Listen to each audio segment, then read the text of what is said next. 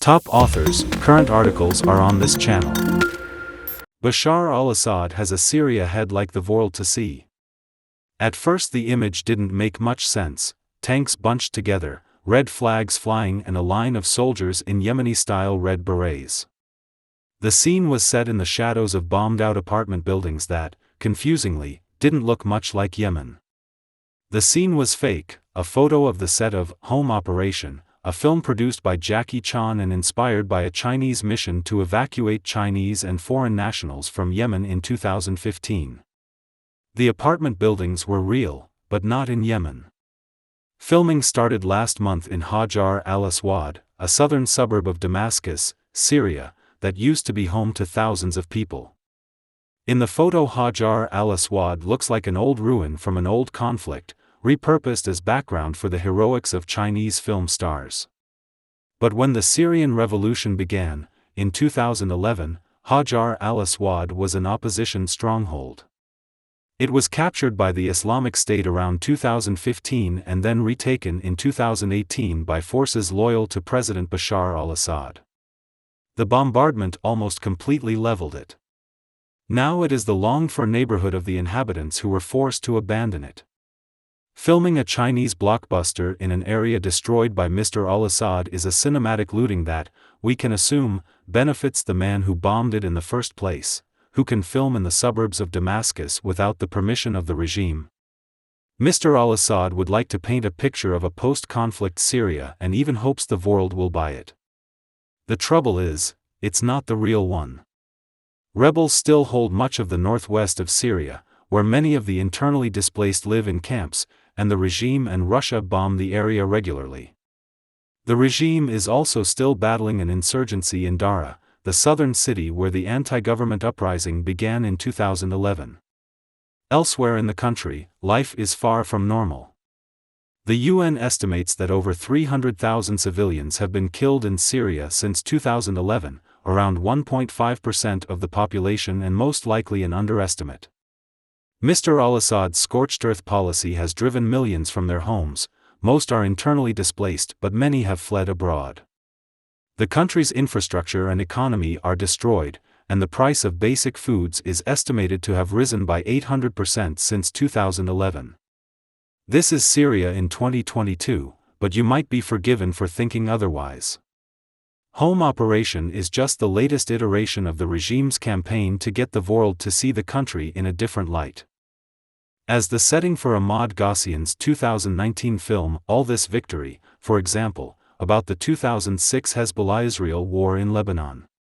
Some scenes for All This Victory were filmed in Zabadani, a city in southwestern Syria that was besieged and occupied by Hezbollah, the Lebanese Shiite militia allied with Mr. al-Assad.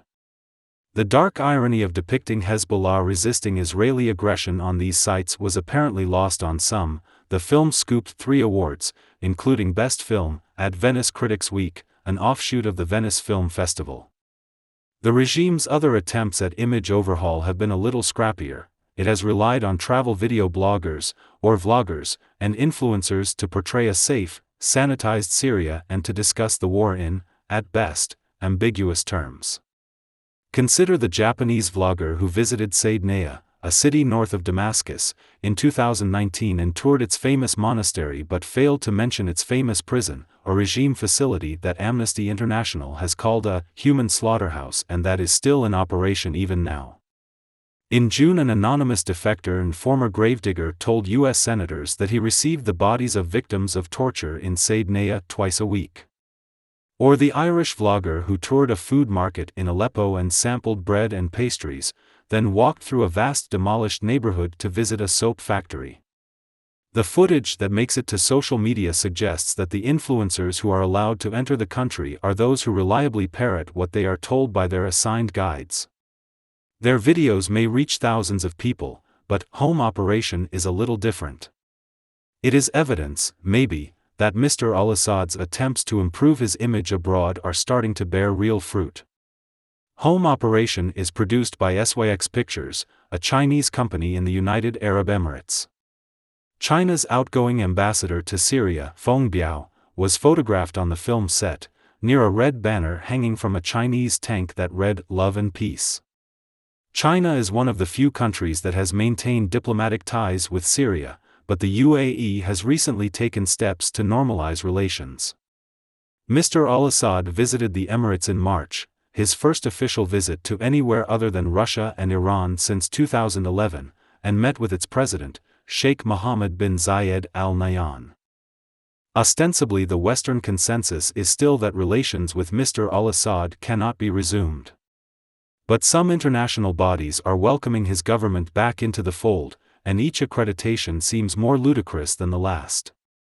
In June last year, the World Health Organization appointed Syria to its executive board. Even though the regime has repeatedly targeted healthcare facilities, UNESCO recently invited Syria to its Transforming Education Summit, despite the fact that the UN itself has documented almost 700 attacks on education facilities in Syria in the past decade. And in June, Inti Arpil invited representatives of the regime to a conference on regional efforts to combat the drug trade.